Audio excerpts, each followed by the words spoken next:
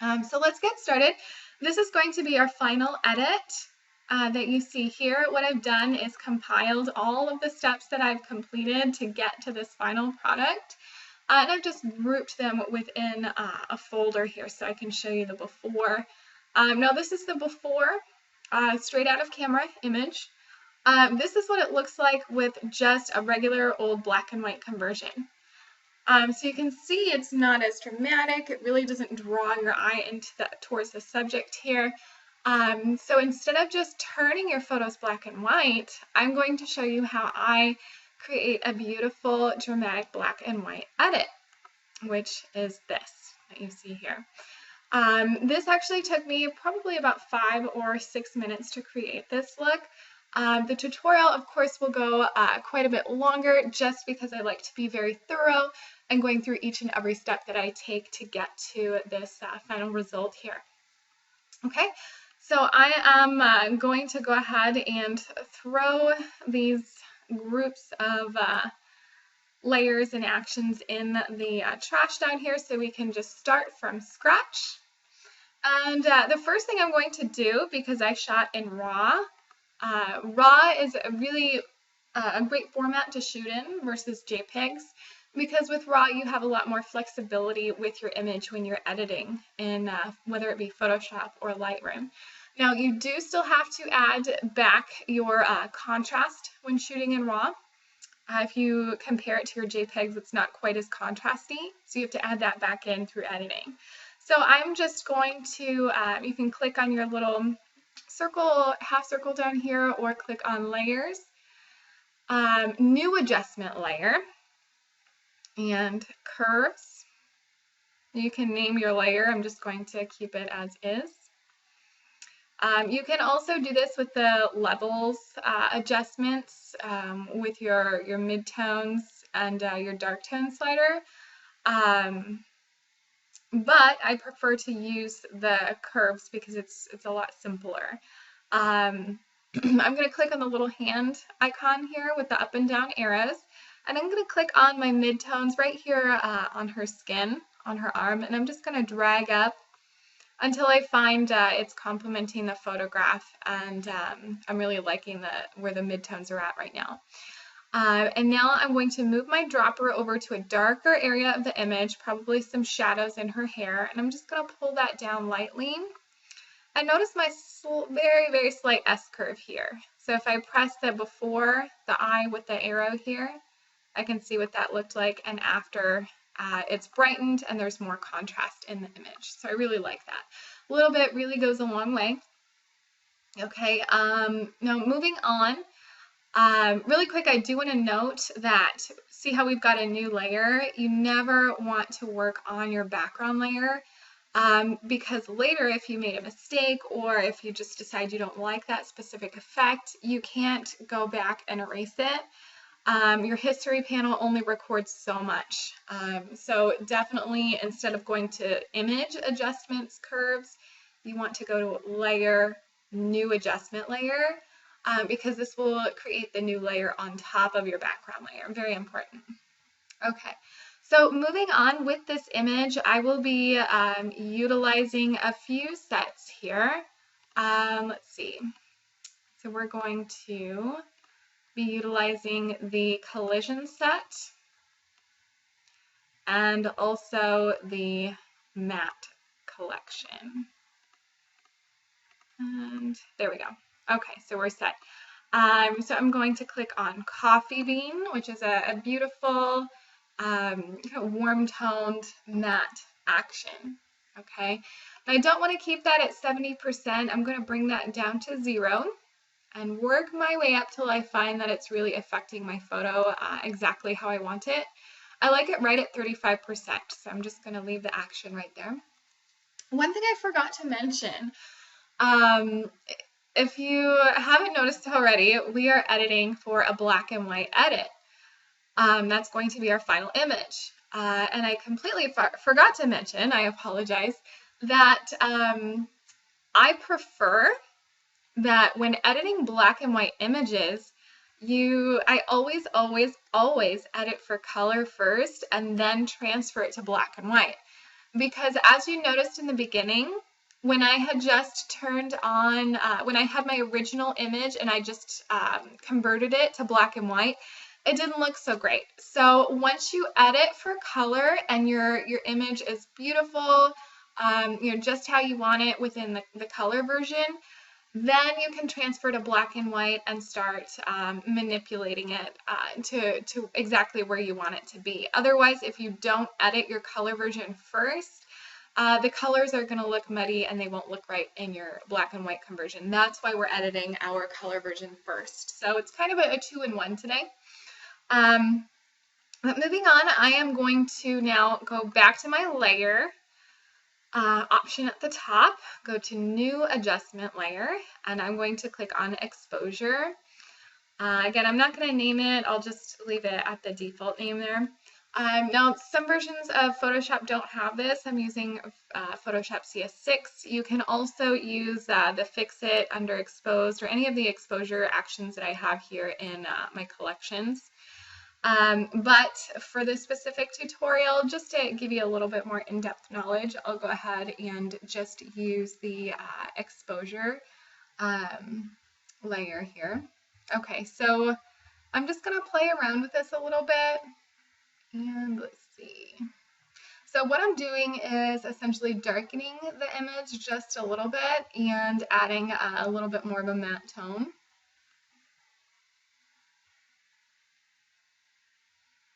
There we go. Okay, I'm going a little bit overboard. Obviously, when you're looking at this, you can see, wow, that's pretty dark. I'm doing that on purpose so I can then go back and move and adjust my opacity of the actual exposure layer itself here. So I'm just going to leave that. Let's see. I'm just going to work my way up here. I think I'm going to leave that right around 35%. So notice how that really darkens my image. Again, I could have just went over here and said, and ran Fix It, Overexposed, and it would have darkened my image.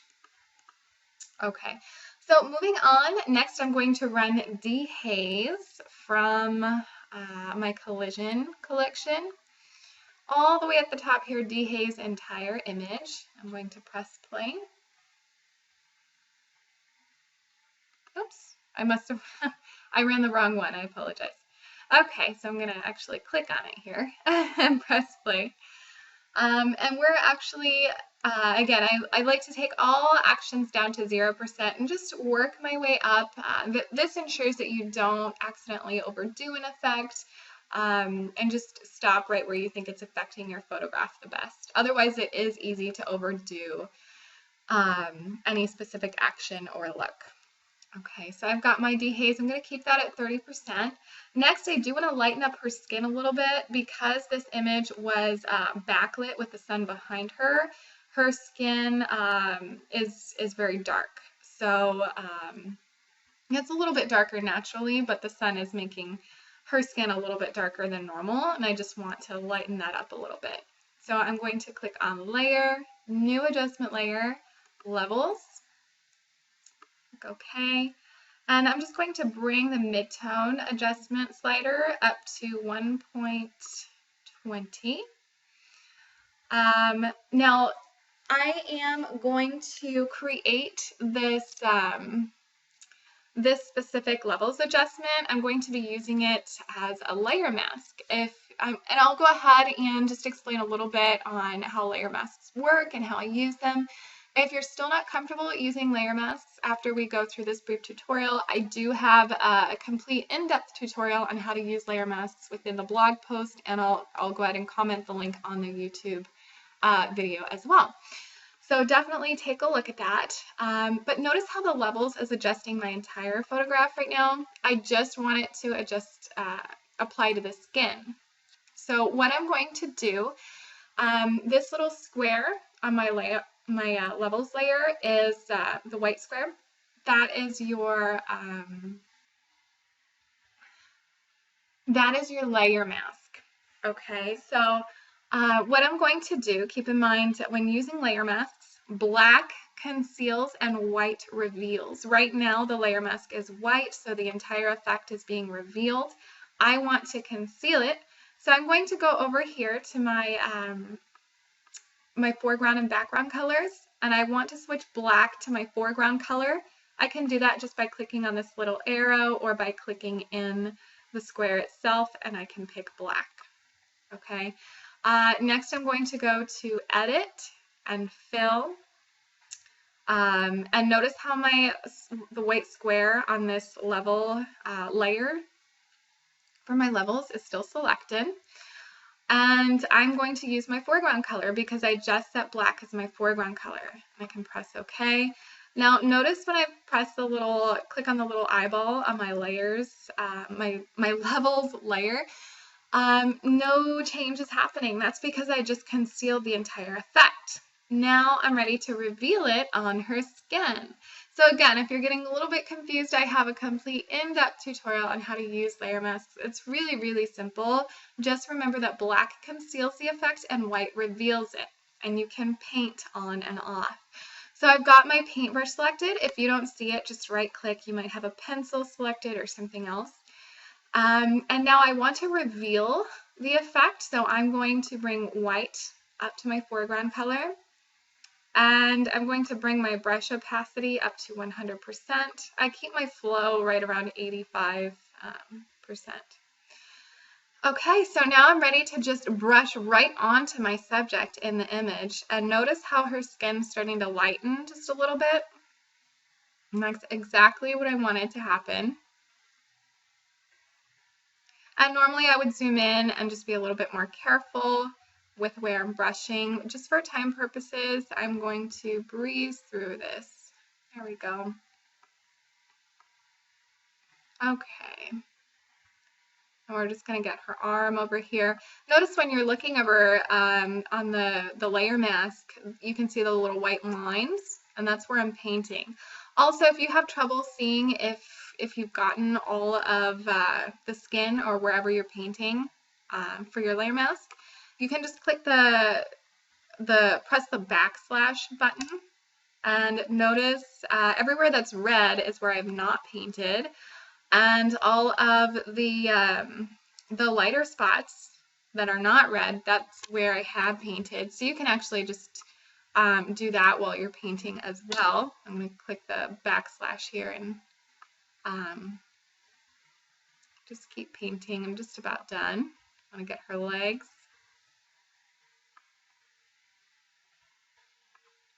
There we go. Okay, so I really like that. And moving on, I do want to warm up her skin tones just a little bit. So I'm going to run Light Peach Skin Glow in the Collision collection. Paint with a soft white brush over light skin tones to reveal an even peachy tone. Press continue. Okay, so this is my built-in layer mask. It's already completed within the action. So the layer mask is black. Keep in mind that conceals the effect, so all I have to do is reveal it. I still have my brush selected. White is my foreground color. That's all done through the action itself, so very, very simple. And I'm just going to paint on this peachy tone onto her skin. There we go. And again, normally I would be a little bit more careful, but we're just going to breeze through this edit here.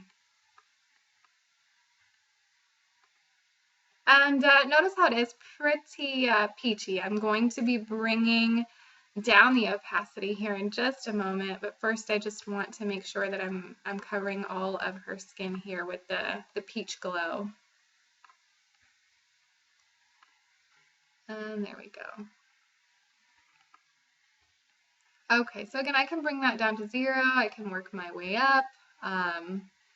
I'm going to keep that right around 30% for now. I might come back later and adjust the opacity.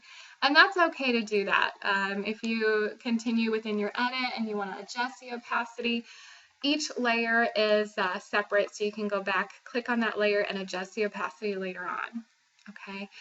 So now I'm going to scroll down to my matte collection, and I'm going to run my Moody brush, which darkens specific areas of your photo that you paint onto. So again, this is a layer mask, and everything's been done through the action. So the whole effect has been concealed. I've already got my brush selected and the action has already brought white to my foreground color. I'm going to largen my brush for this, and I just want to darken around my subject, a little bit on this side, but I want it to look like the light is really shining around her and coming up through the top of the image here. So I'm just going to start painting. Again, it's really important you do this with a large brush so it doesn't look like there's any unnatural lines. There we go. So I notice again how the white on my layer mask is the area that I've painted onto. Now I'm going to play with the opacity. I really want the edges of my photo to be very dark, so I'm going to bring this up to 100%. And I'm actually going to go a little bit further and run this action again. And I'm going to paint over the same areas again because I want it to be just a little bit darker. So again, I'm just going to go over and paint in the same area. And there we go. Now I'm going to adjust the opacity. I don't want it to be at the full opacity. I'm going to keep it right at 22%. Okay, and next I'm going to run Autumn. So that is back in our collision collection. It's a wonderful action to use for backlit images where you really want the image to look very vibrant, bright, and sunny. So notice the beautiful color tones that we're getting here. Now I want to bring the action down a little bit, so let's just, there we go. I'm actually going to keep that at 60%. However, I do want to mask this off of my subject, and I also want it to look like the sun is shining in through the side of the right side of the photograph. So I'm going to grab my gradient tool, and I want to make sure the square, notice the 5 squares up here, I'm going to make sure the left is selected, and my fade is from white to black. Okay, so that allows me to click notice how I'm clicking and dragging, and if I make a mistake or if it's not the type of fade that I want it to be, I can just keep clicking and dragging, and the layer mask will readjust itself. Okay, so I actually like this here where the color is coming in through the side. It looks like the light is shining through and leaking through the right side of the photograph. Now I don't want the orange tones to be quite so punchy on my subject's skin.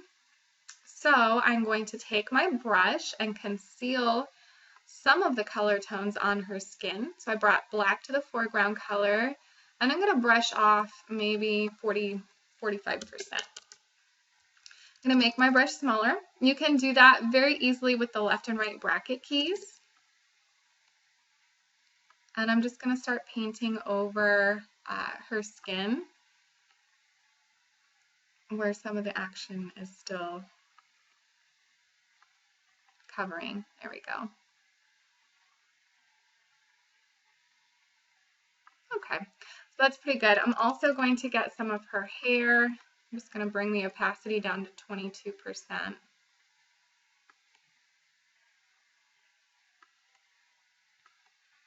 And just kind of work my way around there. There we go. Okay, so I'm really liking the look that we're getting so far. And next I'm going to run Matte Haze. So again, we're going back and forth between the collision and the matte collections. I'm going to click on Matte Haze and run it. And I do want to change the opacity, so I'm just going to bring that down to 0 and work my way up to about 50%. I really want, you know, a matte, hazy, rich effect to be applied to this photograph. So I want that haze to be really high. However, I don't want my subject to be so affected by the haze, so I'm going to do 2 things. I'm going to brush some of the haze off of my subject by concealing the effect. I've got my brush selected. Black is already my foreground color. I'm going to brush about 45% off of her.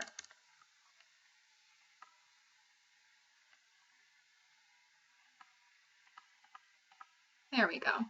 And next I'm going to click on Unfog Subject. I'm going to play that. And I'm just going to paint right on top of her here just to make my subject pop a little bit more. Notice my brush was still at a lower opacity, and that's fine. So I don't need the action to be very obtrusive to the image. So I'm going to keep that right around 60%. And next we're going to run Matte Vignette. So there's a lot of different things we're doing to make the background dark. You'll see we've already run the Moody brush twice. Now I'm going to run my Matte Vignette, and this is going to darken the background even more. And I'm just going to make my brush larger. And I'm going to start painting in the same areas that I had painted in before.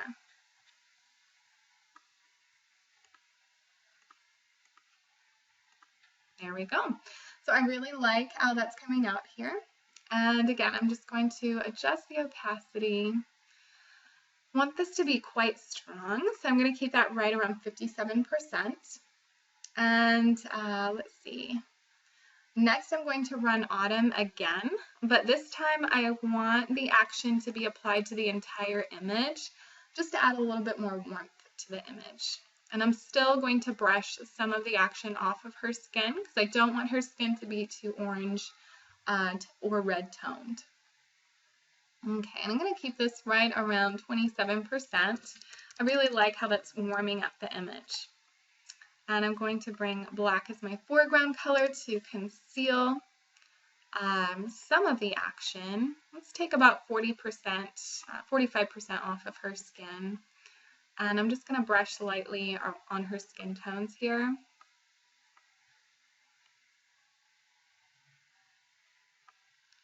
There we go, and around her skin and her hair. The reason I'm brushing it off her hair too is because it tends to look unnatural if you just brush it off her skin, but her hair is still really red and orangey. So that's why I'm brushing it off of the hair as well. There we go. And we're not taking the complete action off because that would, a lot of times that makes it look really odd if you take all of the orange and red tones off, because you still want some of that to be on your subject as well to blend in with the entire photograph. Okay. So next I'm going to run Earthy Vignette. This one is actually in the Clean and Airy collection. This is not a paint on vignette. And notice how that just really darkens the edges of my photograph. And I am just going to adjust the opacity to about 22%. I really like that. Let me go back to my light peach skin glow and adjust the opacity. I just want to make sure that's where I want it to be. Yeah, I really like it at about 35%, so I'm going to keep that there. Next, I'm going to do something kind of cool that adds a little bit of whimsy to the photograph. You can click down here to add a new adjustment layer, or I can go to layers.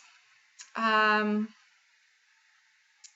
do new fill layer. I think it's easier just to click on the bottom of your panel and create a new adjustment layer.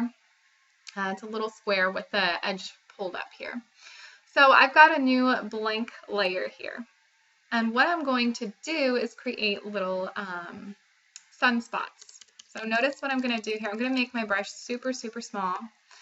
And I'm going to click on a really light, warm toned color. There we go. So that's a really light, peachy tone. And I'm just going to click on various spots in my photograph, preferably the spots that are blurred a bit more.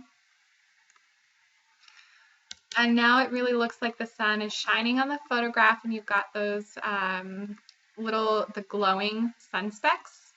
I accidentally made a boo-boo there. So again, you just want to make really, really tiny, you want to bring your brush down to a very, very tiny size while doing this. Notice the before and after. It just looks like the sun is glowing, and you can see those little sun specks, and it just makes it that much more whimsical. So you definitely don't have to do that. I had done it in the photograph, so I wanted to show you how I did that here. It's very, very simple. Next, we're going to run the actual black and white action. So this is our final version for the color. edit. Very beautiful. Let's go back. I'm just going to group these actions real quick so you can see the before and after for the color version. Notice there's our before. Really beautiful image. There's not a whole lot of warmth in it. So what we did was darken the background and brought a lot of warm colors into the image. And this is what we've got. I'm really, really loving this edit. It's one of my favorites from this session. So we're just going to make it a little bit more dramatic by converting it to black and white. I'm going to use my charcoal action in the matte collection and press play. And I'm not going to leave it as is because notice how it's really kind of muddying up her face quite a bit and her skin here. So this is where I'm going to go in. I still like the look I'm getting. It's darkening the edges of my photo a little bit more, but I do want to adjust it. So I'm going to open up my folder. If you have elements 11 or 12, you'll want to run the open folder action at the bottom of your set, notice here, and that will open up your folder. So I'm going to start with contrast. I want to bring the contrast down quite a bit. I'm probably going to keep that right around 14%. And matte, I also want to bring this down quite a bit because that's what's muddying up her face. And we already added a lot of matte tones in through the color version. So I'm going to bring that down to 0 and just might work my way up. I'm going to keep that right at 20%. The warmth, it's also a little warm for me. I'm going to keep it right around 25%. I really like that warm tone. Keep in mind with your black and whites, you can always add different tones to them to make it look more of like a cool black and white or a warm black and white. This is what just regular black and white, absolutely no color looks like. Adding in just a little bit of warm tones really warms up your image and can completely change the mood. Now let's go down here to pop. I think I'm going to keep that at 100%. Let me just, yeah, we'll keep that right at 80. Okay, so this is our finished edit. And again, let's go to our before. This is our before image, before we had completed any changes right out of the camera. And color version, gorgeous, really warm and dreamy, and black and white. I'm loving it. Okay, so never just convert your images to black and white without first editing the color version first. And you saw firsthand here how you can bring just a regular kind of boring, flat black and white image into something very dramatic, whimsical, beautiful. I did darken the background in this image just to bring more attention to the subject and make it a little bit more whimsical. And we're done. So again,